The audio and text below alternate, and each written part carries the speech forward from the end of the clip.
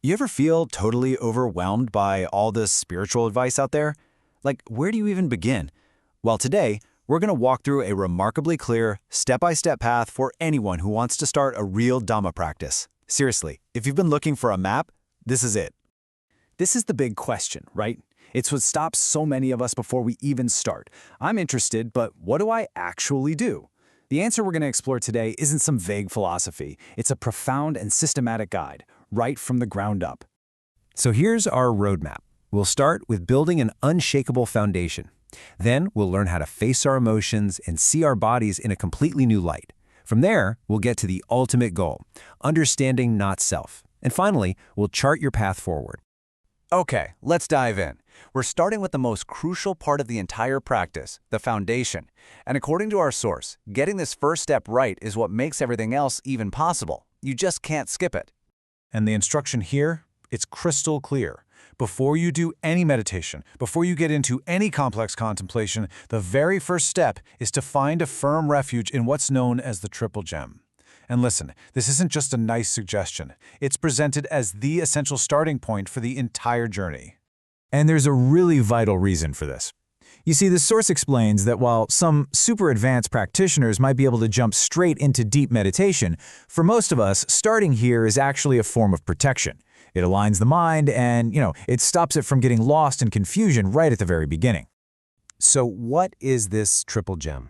Well, the first is the Buddha. Taking refuge here means aligning yourself with the principle of supreme wisdom. It's like you're tuning into a radio frequency of clear knowing, one that sees reality exactly as it is, without all the static and distortions we usually have. The second gem is the Dhamma. So, if the Buddha represents the awakened mind, the Dhamma is the map it discovered. It's the timeless truth, the law of nature itself. It's the path that leads straight from suffering to total liberation. And the third gem is the Sangha. Think of these as the guides and fellow travelers who actually embody the practice. They show us that this path can really be walked. So together you've got the teacher, the teaching, and the community, a complete and stable refuge for your heart. All right, so once that foundation of refuge is secure, the practice shifts. It goes from the conceptual to the truly experiential, and it has us look directly at the often stormy world of our own emotions. Now, here you can see the whole map of the path. It all starts with the triple gem, then moves right into observing emotion. After that, it deconstructs the body through the elements and decomposition.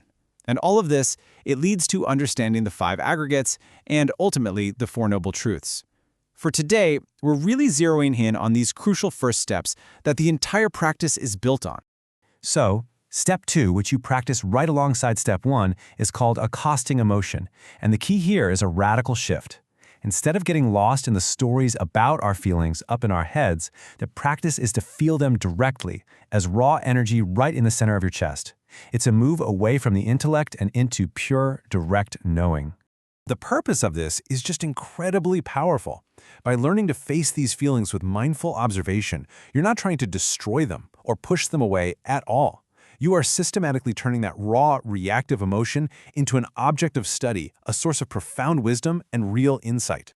From the heart, our investigation now goes one level deeper. Shifting to the physical form itself, the next couple of steps guide us to see our body in a way we almost never, ever do.